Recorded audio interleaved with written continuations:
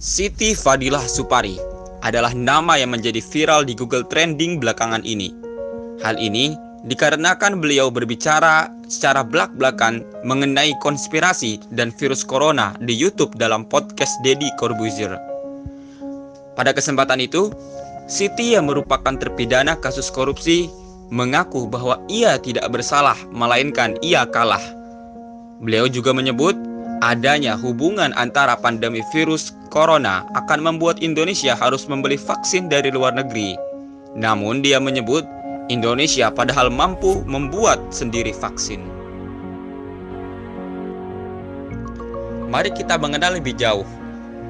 Siti Fadilah Supari adalah wanita yang lahir di Surakarta, Jawa Tengah, 6 November 1949.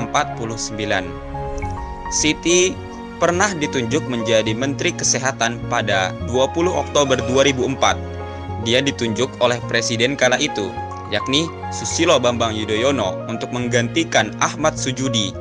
Setelah tidak lagi menjadi Menkes, Siti ditunjuk menjadi anggota Dewan Pertimbangan Presiden pada masa pemerintahan SBY.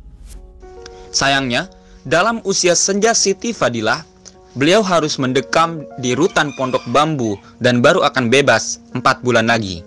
Siti disebut menyalahgunakan wewenang dalam pengadaan alat kesehatan pada tahun 2005. Namun kepada Deddy Corbuzier, Siti yang sedang dirawat di RS mengaku tidak korupsi sejumlah 6 miliar rupiah seperti yang dituduhkan.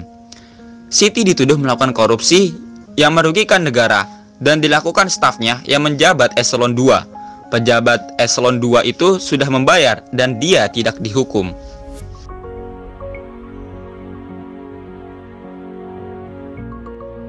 Siti Fadilah pernah berbicara belak-belakan mengenai konspirasi WHO dan rahasia di balik pandemi dalam sebuah virus flu burung.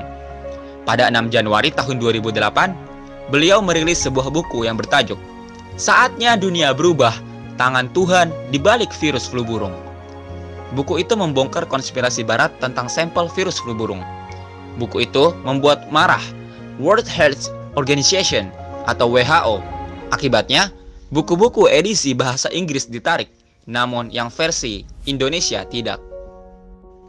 Siti Fadilah secara belak-belakan juga mengungkapkan pendapatnya mengenai wabah virus corona dan hubungannya dengan Bill Gates.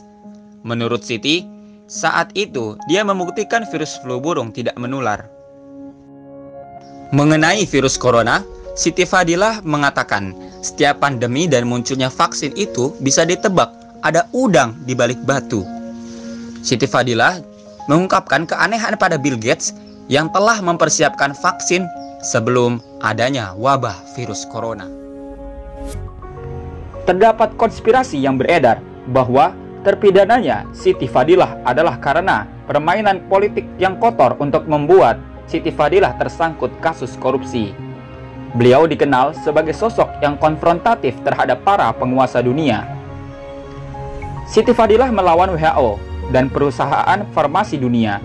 Saat itu, Indonesia yang sedang dilanda wabah flu burung diharuskan mengirim sampel ke WHO. Dari sampel itu akan dibuat vaksin yang akan diproduksi oleh perusahaan farmasi besar yang ada di negara maju. Vaksin yang kemudian dijual ke negara yang terkena wabah, salah satunya ya ke Indonesia.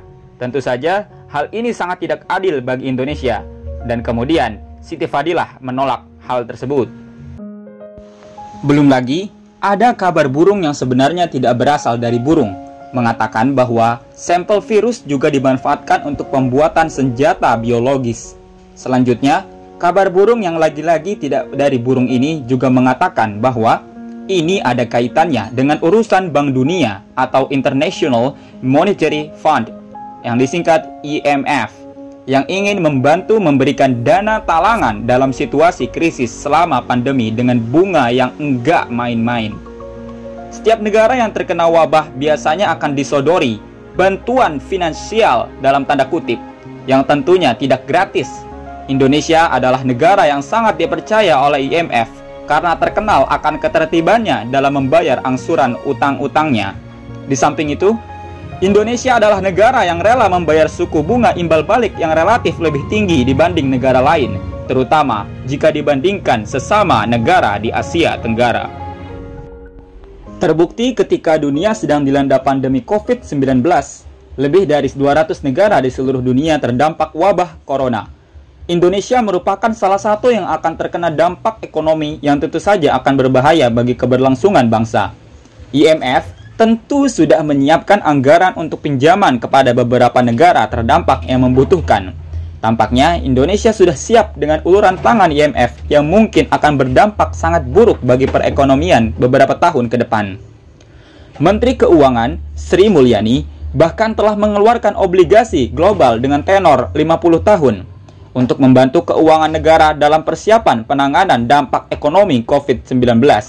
Ini adalah rekor tenor terlama untuk Indonesia, bahkan terlama untuk negara-negara se-Asia. Bagaimana pendapatmu? Apakah Siti Fadila terjebak permainan politik kotor karena melawan WHO? Dan apakah menurut kalian wabah COVID-19 saat ini sebenarnya memiliki pola kejadian yang sama dengan wabah flu burung? Yang mana, jika Indonesia menentang status pandemi seperti arahan WHO, maka justru Indonesia akan terbebas dari masalah ekonomi akibat pandemi? Tulis pendapatmu di kolom komentar. Like jika suka, dislike jika tidak, share untuk berbagi manfaat, dan sampai jumpa di video selanjutnya.